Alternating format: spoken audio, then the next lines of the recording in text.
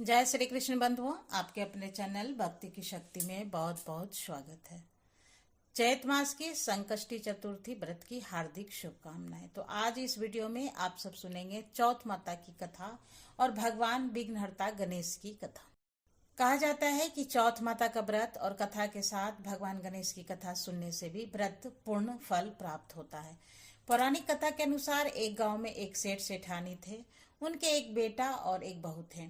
बहू सबको भोजन करा के फिर स्वयं भोजन करती थी।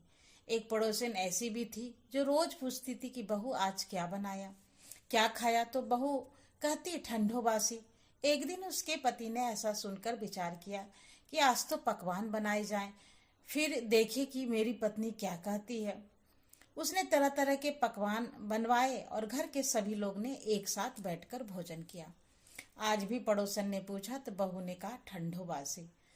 सेठ के लड़के ने सोचा हो ना हो कोई बात अवश्य है जिससे कि मेरी पत्नी ऐसा कहती है। उसने पत्नी से पूछा कि तुम रोज ठंडो बासी खाया ऐसा क्यों कहती हो, जबकि हम सब ने एक साथ बैठकर कई तरह के पकवान खाए। उनकी पत्नी बोली, हम जो खा रहे हैं वह बाप बूढ़ों की कमाई है। जिस दिन आप कमा कर लाओगे उस दिन मैं समझूंगी कि ताजा भोजन कर रहे हैं। अब एक दिन लड़के ने माँ से कहा, मैं एक बड़े शहर में कमाई करने के लिए जा रही हूँ। माँ बोली, बेटा आपके पास इतना धन है, क्या खाया धन है कि खाया नहीं खत्म होगा। माँ के मना करने पर भी बेटे ने स्वयं कमाने का दृढ़ निश्चय कर लिया और जाते समय पत्नी से कहा, मैं जब तक कमाकर बहुत सा धन लेकर ना आऊं तुम चूल्हे की आग मत बुझने देना। एक दिन चूल्हे की आग बुझ गई और वह मन ही मन घबराने लगी, कहीं मेरे पति पर संकट न हो जाए, जल्दी से पड़ोस में से आग लाकर चूल्हे में रख दूं। ऐसा विचार करके पत्नी पड़ोस में गई। वहां पड़ोसन चौथ माता का पूजन कर रही थी। पड़ोसन ने कहा कि थोड़ी देर में आकर ले जाना। तो बहू ने पड़ोसन से पूछा, आप यह व्रत क्यों करती हो, इससे क्या मिलता है। पड़ोसन ने कहा, चौथ माता के इस व्रत को करने से अन्न धन लक्ष्मी मिलती है और अपनी मनोकामनाएं पूर्ण होती है। अब बहू भी चौथ माता का व्रत करने लगी। दीवार पर उसने चौथ माता का चित्र बनाया। उस दिन घी और गुड़ का चूरमा बनाकर रात्रि को चंद्रमा को अर्घ्य देकर उसने भोजन किया। ऐसा करते करते बहुत दिन हो गए। चौथ माता ने उस बहू के पति को सपना दिया कि साहूकार का बेटा तू जागे कि सोवे, तेरी पत्नी तुझे बहुत याद कर रही है, घर जाकर उसकी चिंता मिटा दे।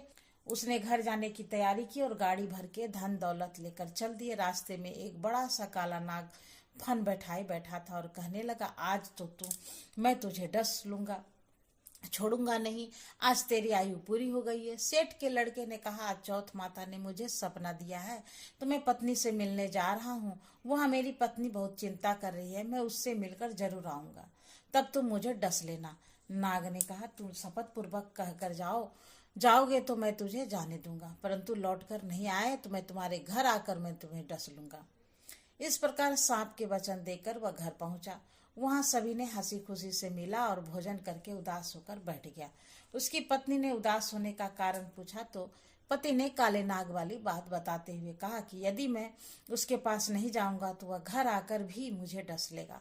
पत्नी बहुत चतुर थी। उसने कहा कि आप घबराओ नहीं, लेट जाओ, मैं एक उपाय करती हूँ। पत्नी ने कमरे की 7 पेड़ी धोई और पहली पर रेत, दूसरी पर इत्र, तीसरी पर गुलाल, चौथी पर ककू केसर और 5वीं पर लड्डू पेड़ा और 6ठी पर गांधी गलीचा और 7वीं पेड़ी पर दूध का कटोरा भरकर रख दिया।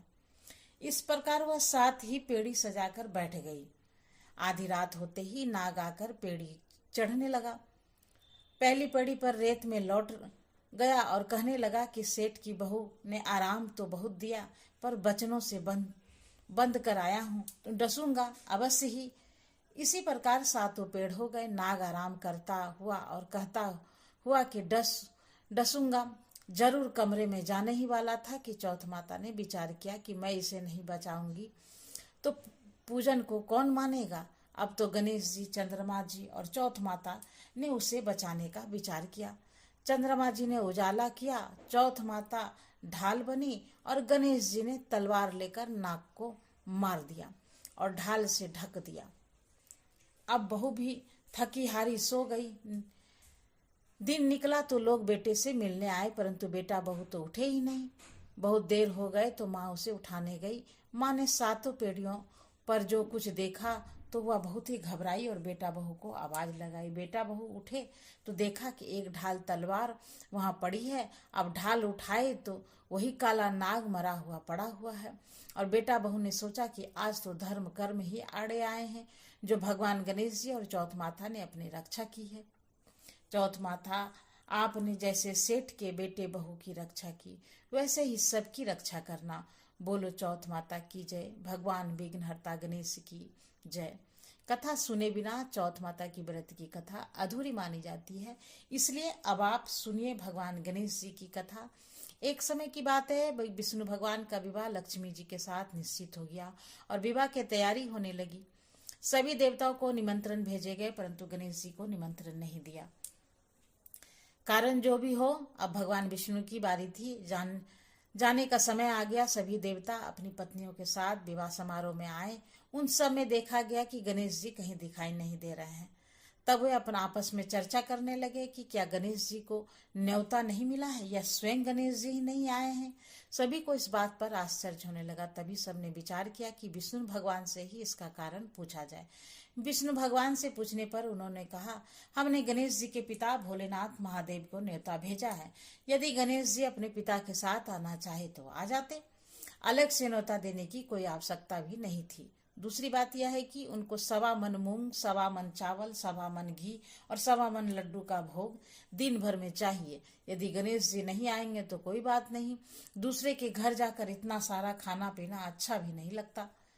इतनी वार्ता कर ही रहे थे कि किसी एक ने सुझाव दिया कि यदि गणेश जी आ भी जाए तो उनको द्वारपाल बनाकर बैठा देंगे कि आप घर की देख रेख करना। आप तो चूहे पर बैठकर धीरे धीरे चलोगे तो बारात भी बहुत पीछे रह जाएंगे। यह सुझाव भी सबको पसंद आ गया, तो विष्णु भगवान ने भी अपनी सहमति दे दी। होना क्या था, इतने में गणेश जी वहां पहुंचे और उन्हें समझा बुझाकर घर की रखवाली करने बैठा दिया। बारात चल दी। तब नारद जी ने देखा कि गणेश जी के दरवाजे पर ही बैठे हुए हैं, तो वे गणेश जी के पास गए और रुकने का कारण पूछा। तो गणेश जी ने कहने लगा कि विष्णु भगवान ने मेरा बहुत अपमान किया है। नारद जी ने कहा कि आप अपनी मूषक सेना को आगे भेज दें, वह रास्ता खोद देंगी जिससे उसके वाहन धरती में धंस जाएंगे। तब सबको सम्मान पूर्वक बुलाना ही पड़ेगा। अब तो गणेश जी ने अपनी मूषक सेना जल्दी से आगे भेज दी और सेना ने जमीन पोली कर दी। जब बारात वहां से निकली तो रथों के पहिए धरती से धंस गए। लाख कोशिश करे परंतु पहिए नहीं निकले। सभी ने अपने अपने उपाय किए, परंतु पहिए तो नहीं निकले, बल्कि जगह जगह से टूट गए। किसी की समझ में नहीं आ रहा था कि अब क्या किया जाए। अब तो नारद जी ने कहा, आप लोगों ने गणेश जी का अपमान करके अच्छा नहीं किया।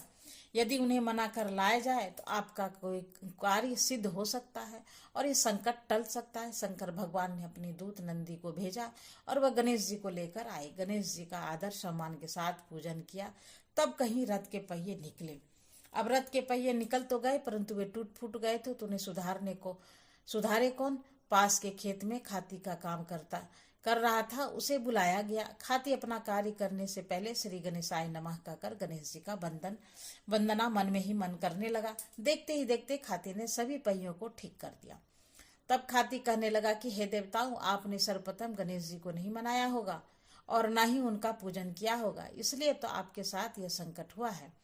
हम तो मूर्ख अज्ञानी हैं, फिर भी पहले गणेश जी को पूछते हैं, उनका ध्यान करते हैं। आप लोग तो देवतागण हैं, फिर भी आप गणेश जी को कैसे भूल गए। अब आप लोग भगवान श्री गणेश जी को जय जयकार बोल जाएं तो आपके सब काम बन जाएंगे, संकट नहीं आएगा। अब सभी को अपनी अपनी गलती का पश्चाताप हुआ और सबने भगवान गणेश जी की जय जयकार करते हुए और बारात वहां से चल दी और विष्णु भगवान का लक्ष्मी जी के साथ विवाह संपन्न करा के सभी सकुशल घर लौट आए। गणेश जी की महाराज, आपने जैसे विष्णु भगवान के कार्य को सिद्ध किया, वैसे ही सभी के कार्य को सिद्ध करना। बोलो भगवान श्री गणेश जी की जय। आज की चौथ माता की कथा और विघ्नहर्ता भगवान गणेश की कथा अच्छी लगे तो वीडियो को लाइक करें और शेयर करना तो बिल्कुल भी नहीं भूलें। तब मिलते हैं एक नए वीडियो में नई जानकारी के साथ। तब तक के लिए नमस्कार। Thanks for watching.